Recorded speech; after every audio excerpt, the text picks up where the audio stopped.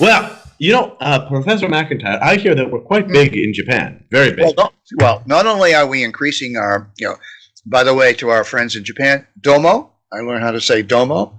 He's learning. Very, very. Arigato gimashita. So that's anyway. But we're also gaining listeners and fans in Bulgaria. Now, Bulgaria, you should know about Bulgaria because it's on the other side of Turkey from Armenia. Yes, they're a fellow country that got invaded by the same people. And I think the reason why we're getting fan base in Bulgaria is because of you, Madashian. Well, of course. I mean, there's a little Armenian population just about everywhere. So I've learned how to say hello in Bulgarian, Dobir Den.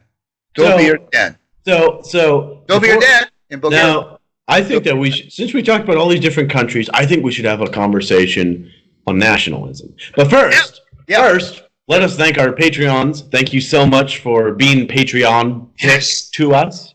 And we encourage you to continue being Patreonic to us. This is the only way Alex is going to eat, okay, is by you sending us money. So anyway, nationalism. We see, that's basically a label that I find that the left has used on the right, and the right has seemed okay with it. And it's not just the United States, it's France, there's a rise in nationalism. The UK, Australia.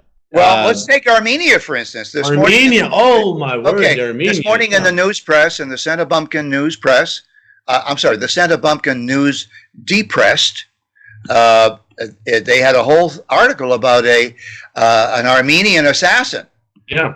Lured two Turkish diplomats to the Biltmore Hotel, as it was known then. Now it's known as the Four Seasons. Yeah. And assassinated them, shot them dead. Okay. Yep.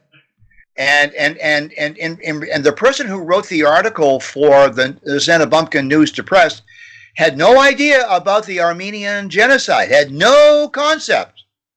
And he was amazed at the nationalistic fervor and vitriol and bloodthirst. I didn't realize it until I actually went to Armenia for the first. You see, I had this mentality, the genocide, the genocide's horrible, but we still need to forgive the Turks as Christians. We are the first Christian nation. I actually go to Armenia. No. Their mentalities, we're going to get them back as much, if not worse, than they got us. Yep. And the Turks deny the genocide ever happened because they're very nationalist already. And I've been doing a lot of thinking about nationalism.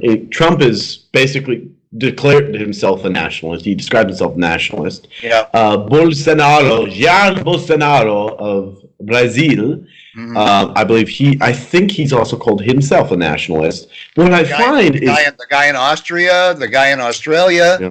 We've got two more to add to that. Le Pen in France is increasing. Nigel Farage. Italy. Yeah. So, we're talking about an international collection of large nations that are now turning towards nationalism because they're tired of this mindless Marxist collectivity that the globalists have been pushing since George Herbert Walker Bush. This is my big question, which I'm going to impose on you and the audience, is nationalism a pushback to Marxism, or is it a pushback to liberalism and neoconservatism? And let me define on my terms. Both the liberals and the neoconservatives, like Bush Jr., Bush Sr., and the liberals like Obama and that sort of crowd in America, they basically had the same agenda on foreign policy and the U.S.'s portrayal. Yep. They really Obama especially pushed really hard how sorry we were for this and we were sorry for that. And, after 8 years, we got sick of it and we elected Donald Trump, who does not care. Right. Now, I'm seeing folks in Germany, this is probably the best example of nationalism.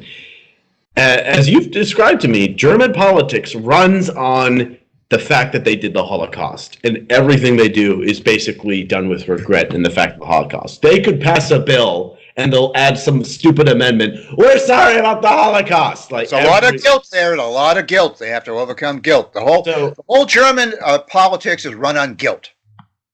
See, that's the thing, is that you can't run a country based on guilt. However, yeah.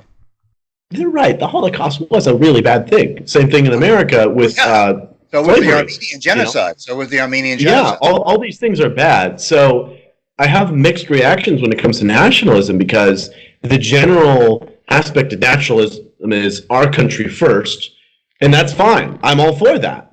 Yeah. However, my question is, will that come at the cost of burying the ugly truth?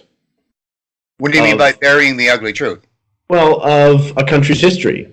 So, for example, if Germany becomes nationalist, because they have lots of nationalist parties gaining traction, does that mean that they'll start downplaying the Holocaust?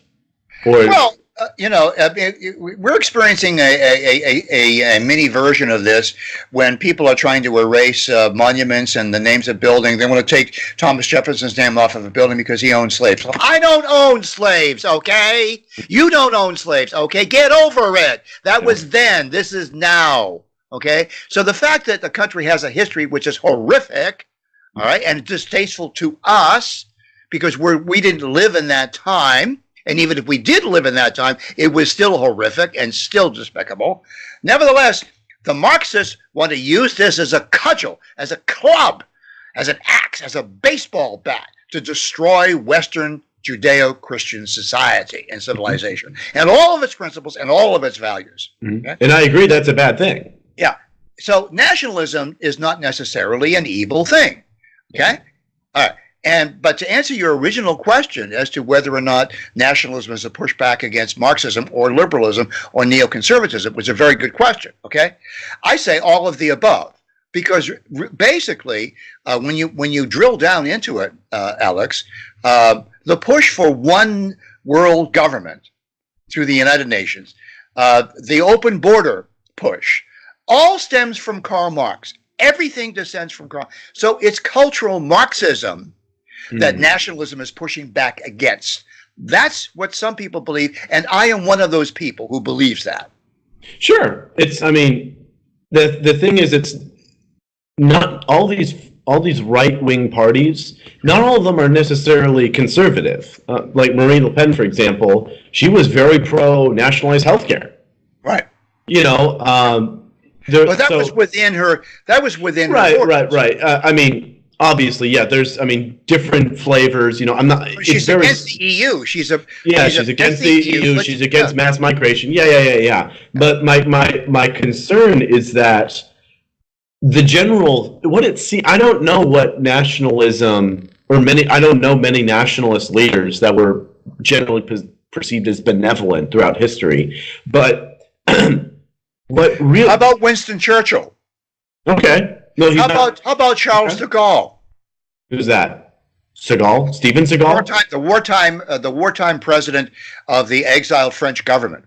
Oh. Charles de Gaulle. How about John F. Kennedy? Ask not what your country can do for you. Ask what you can do for your country. Would Kennedy have described himself as a nationalist? Yes, he would have. And he did. He believed in Pax Americana. In fact, he gave a speech at American University called Pax Americana.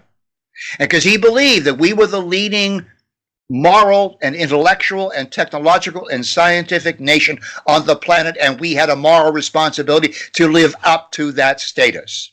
My question, though, is with this kind of breed of, because there's so much pushback to be done because the liberal Marxists have made so many strides. My question is, will the nationalists overstep their reach and put legitimate woes of history under the rug and put it to bed? You always ask me questions that I cannot answer because they're hypothetical into the future. Well, it's it is a conversation to have, since it is right. It is rising, and it is something. To your question, my answer, Alex, is caveat emptor. We always must be cautious. We always have to be stoic. We always have to realize that things can get out of control because human beings are very imperfect beings. We don't want to trust any form of government or any form of ideology because that's dangerous. We know the results of that when we put all of our belief into one system. How do we know when too much is good enough?